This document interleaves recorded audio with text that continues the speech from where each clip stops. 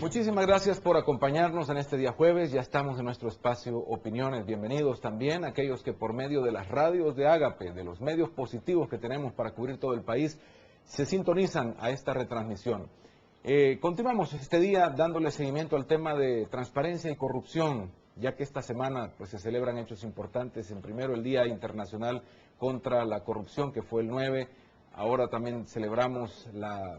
creación de la Carta de Derechos Humanos, donde también hay un derecho a la transparencia, a la libertad de expresión, etcétera. Pues eso nos motiva a seguir abordando este tema. Con nosotros Jaime Martínez, él es abogado, exdirector del Centro de Estudios Penales de FESPAD, miembro del Consejo Latinoamericano del Instituto de Estudios Comparados en Ciencias Penales y secretario de la Asociación de Abogados Democráticos de El Salvador. Muchísimas gracias por acompañarnos. Mucho gusto. Bienvenido, un gusto, Jaime, que podamos conversar sobre este tema. Gracias, Rafael, y para mí es un gusto acompañarles en este espacio. Quiero nada más tomarme un pequeño tiempo en leer una correspondencia que ha llegado a mí con fecha del día 10 de diciembre, o sea, de ayer. Es una copia que me fue enviada de una solicitud de los diputadas y diputadas del FMLN, que en el marco del Día contra la Corrupción han solicitado una comisión ad hoc para analizar, discutir y dictaminar el proyecto de ley de acceso a la información pública que se encuentra en la Comisión de Legislación y Puntos Constitucionales en un plazo no mayor de 30 días a partir de esta fecha. Esto es muy importante, que ha sido parte también de lo que hemos trabajado en esta semana. Está la ley de transparencia y acceso a la opinión, a la información pública de FUSADES y también la misma propuesta de ley del FMLN, pero creo que con esto se dinamiza esa posibilidad, que son buenas noticias al menos de lo que se está generando en la Asamblea. Jaime, ese es el tema, la corrupción en el país. ¿Cuál es la evaluación que se tiene sobre este país? Los índices dicen, hemos retrocedido, hay más corrupción ahora que antes, también lo expresa la gente. Bueno, pues primero que hay que ponerlo en su justa dimensión, el fenómeno de la corrupción como uno de los flagelos sociales, uno de los conflictos que viven la mayoría de las sociedades del mundo en mayor o en menor intensidad. No es un fenómeno específico, único de un país o de una región, aunque desde que se instauró el barómetro que se realiza anualmente, la encuesta que realiza Transparencia Internacional, pues, desde hace unos ya 15, casi 20 años,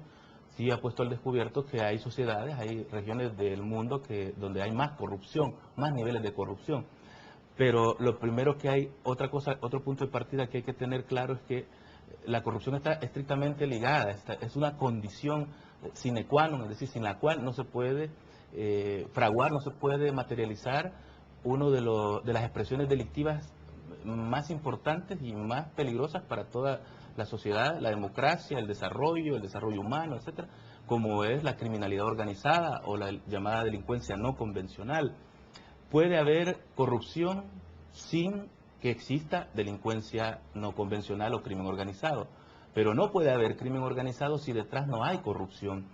Y esto lleva a un problema también, porque los delitos de crimen no convencional, como son, entre otros, la criminalidad de cuello blanco, el narcotráfico, el crimen transnacional de diversas expresiones, tiene una característica importante y es la que suele pasar inadvertido. Son aquel tipo de criminalidad que no se realiza diariamente en las calles, no es el delito común, el robo, el hurto, incluso el homicidio, vienen a ser a lo sumo secuelas, vienen a ser como consecuencia de los conflictos que a veces se dan entre grupos que se disputan la hegemonía de determinados espacios de este tipo de criminalidad. Pero no es el crimen de todos los días y por lo tanto,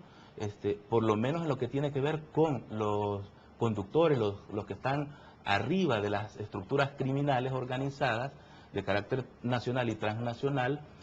suelen estar generalmente cubiertos, generalmente ocultos, generalmente protegidos por estructuras de poder, porque hay características específicas de este tipo de criminalidad. Entre ellas es esa. El país, a mí me preocupa, viendo también las declaraciones de hoy del FBI diciendo, sí, esto está relacionado, ya hay narcotráfico, las pandillas, estamos hablando de lo que sucede en México, la infiltración de la policía, la infiltración de las entidades internacionales,